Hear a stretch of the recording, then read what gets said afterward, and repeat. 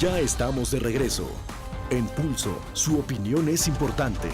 Puede visitar nuestra página de internet www.claudiacorichi.info. Amigas y amigos, qué bueno que siguen con nosotros en este su programa Pulso Fórmula. El día de hoy, en este tema interesante, tenemos, como lo prometido es deuda, a nuestros dos invitados especiales. Por una parte, doy la bienvenida a la doctora Sofía Saad. Bienvenida, Sofía. Gracias. Y por otra parte, al maestro Gibran Larrauri. Bienvenido, Gibran, a tu espacio. Gracias. La verdad, un tema interesante, un tema importante. Y yo les quisiera preguntar a los dos. Generalmente cuando hablamos de los temas de salud mental creemos que hablamos de casos pues muy específicos de personas enfermas que no están tal vez insertadas en la sociedad, sino recluidas en una institución mental. Pero ¿qué tan comunes son los padecimientos mentales en la población en México? Bueno, en realidad son muy comunes. Ahora inclusive se habla de nuevos índices de malestar en la cultura, de una gran cantidad de problemáticas que se han hecho cada vez más frecuentes. En realidad no son nuevas, pero sí tienen una cualidad nueva y es la frecuencia con la que se presentan. Entonces tenemos, por ejemplo, temas como el de la violencia, temas como el de las adicciones, o bien los trastornos alimentarios, que sin ser nuevos en lo absoluto, sí los vemos recurrentemente. O sea, de alguna manera ahora se hacen visibles y antes estaban ahí como de manera invisible, pero existían. Exactamente. La visibilidad es justamente el criterio con el cual podríamos ver estos problemas en la modernidad. Cuando decimos que mucha gente puede presentar este tipo de trastornos, ¿significa que a mucha gente le da miedo acudir con especialistas o aceptar que tiene una enfermedad mental personalmente o sus familias por temor a ser juzgado o a ser recluido en un momento determinado? Sí, sin duda que sí existe ese sesgo, ¿no? En el sentido de que también hay que, bueno, checar un poco la tradición psicológica en México, ¿no? No es precisamente la más apta para que una persona, digamos, admita que tiene algún problema o se cuestione en ¿Por qué? relación a algún síntoma. Bueno, porque hay un cierto estigma de la normalidad, ¿no? Y eso implica cierta marginalidad, segregación, etcétera, e incluso, bueno, en el caso extremo, una posibilidad de ser abordado por químicos o por encierro, etcétera, ¿no? Y además que, bueno, bajo estos parámetros modernos de funcionalidad, ¿no? De ser ágil, ¿no? Rápido, de segregar lo que es viejo, lo que no sirve, etcétera, entonces sería más o menos como estar fuera, digamos, ¿no? De un cierto parámetro hegemónico con sus valores, ¿no? Particularmente, entonces, bueno, por ahí habría cierta explicación, aunque siempre es caso por caso, ¿no? Es decir, Yo me llama mucho la atención en la historia y sobre todo en la historia del arte veo muchos artistas, muchos importantísimos artistas. El otro día leía la biografía de Leonora Carrington o por ejemplo Van Gogh, que han sido catalogados como gente que tenía problemas y que han sido incluso recluidos en instituciones.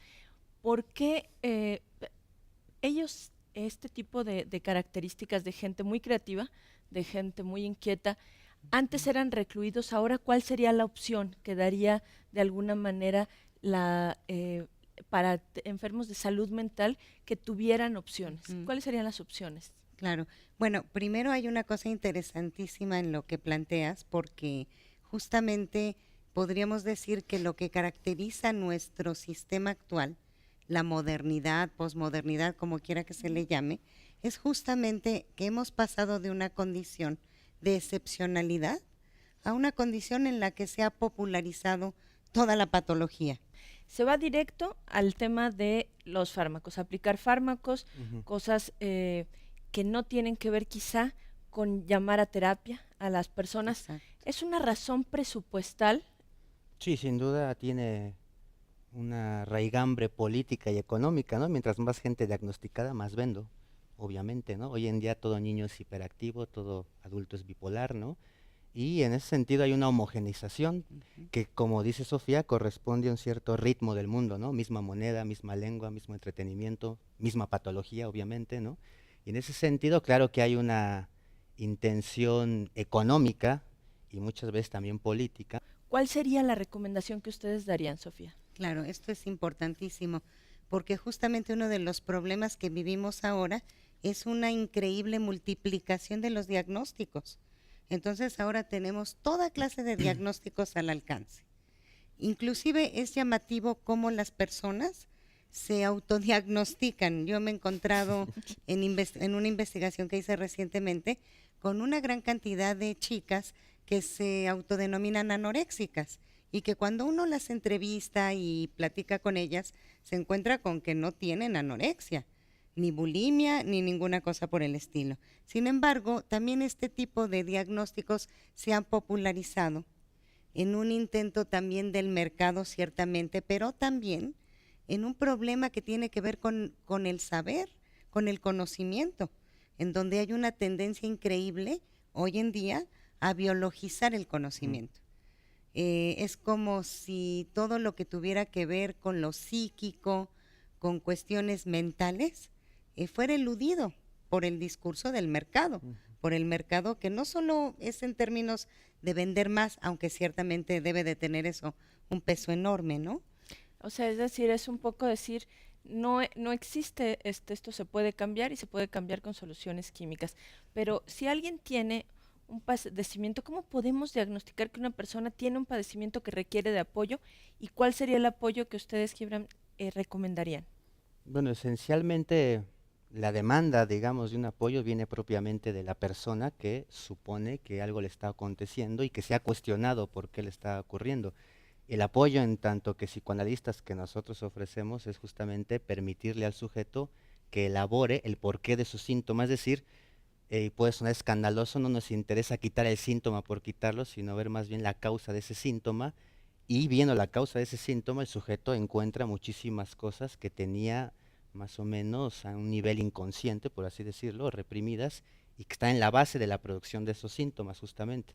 Entonces lo que se ofrece, digamos, del psicoanálisis es la posibilidad de simbolizar el síntoma a través de la palabra, justamente en detrimento de la utilización tajante y sin cuestionamientos de un químico, por ejemplo, ¿no?